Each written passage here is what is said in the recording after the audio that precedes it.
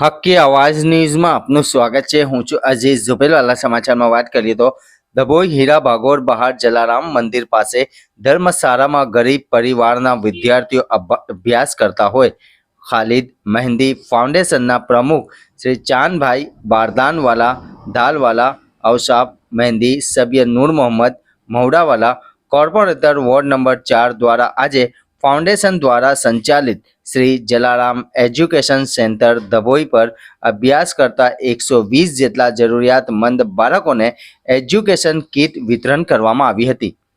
Report Rafiq Mansuri.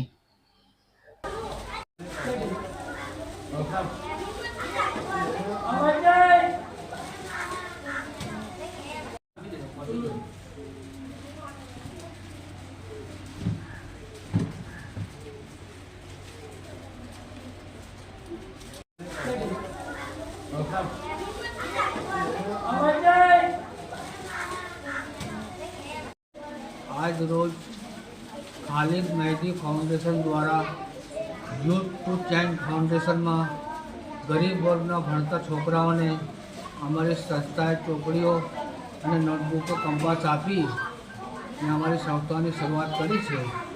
आ संस्था जोईने अमने खूब ज आनंद थयो। डभोईवासीओने हूँ मैसेज आपवा मांगू छूँ कि आ संस्थाने बनी एटली आगळ वधे एवी मदद करता रहेजो।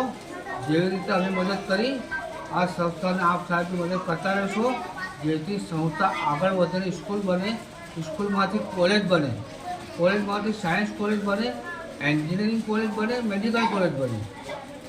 जय हिंद।